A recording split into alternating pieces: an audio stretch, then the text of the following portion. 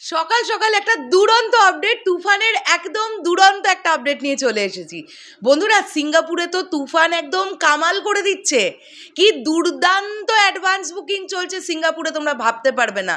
মানে অ্যাডভান্স বুকিংয়েই মোটামুটি 80% 85% টিকিট বিক্রি হয়ে যাচ্ছে।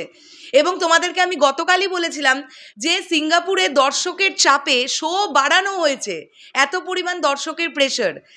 দ্বিতীয় দিনে পর্যন্ত সিঙ্গাপুর যা কামাল দেখালো, ডেফিনেটলি এটা বলার মতন বিষয়। হ্যালো আমার সাকিবিয়ান ভাইরা বোনেরা, চলে এলাম আজকের প্রথম ভিডিও নিয়ে। প্রথমেই বলি সকলকে ভেরি গুড মর্নিং। আশা করছি তোমরা সবাই খুব ভালো আছো। এখন মূলত যে বিষয়টা নিয়ে কথা বলবো, সিঙ্গাপুরকে নিয়ে কথা বলবো।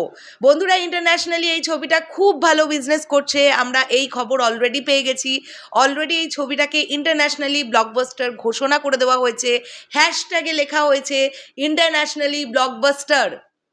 তো সেখান থেকে দাঁড়িয়ে আমি অবশ্যই একজন সাকিবিয়ান ভাইকে ধন্যবাদ দেব, যার নাম হচ্ছে শাহিন খান।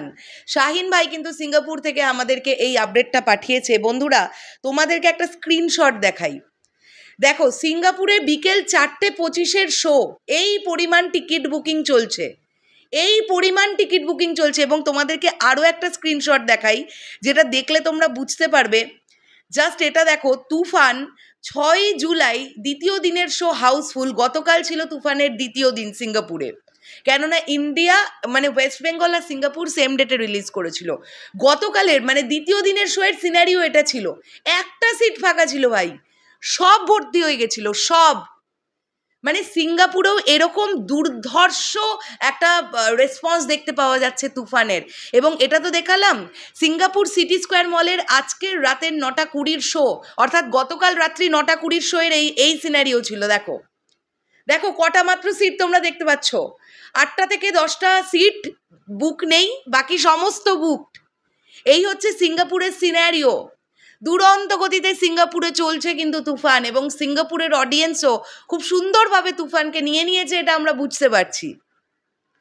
আমি শুধু একটাই রিকোয়েস্ট তোমাদেরকে করব, যে সকল সাকিবিয়ান ভাইরা বোনেরা সিঙ্গাপুরে থাকো, তোমরা তুফান দেখতে যাচ্ছ, যদি তোমাদের পক্ষে পসিবল হয় অডিয়েন্সের রিয়াকশন নেওয়া বা কত অডিয়েন্স হয়েছে, যদি কোনো ভিডিও ফুটেজ আমাদেরকে পাঠাতে পারো তাহলে তোমরা পাঠিও।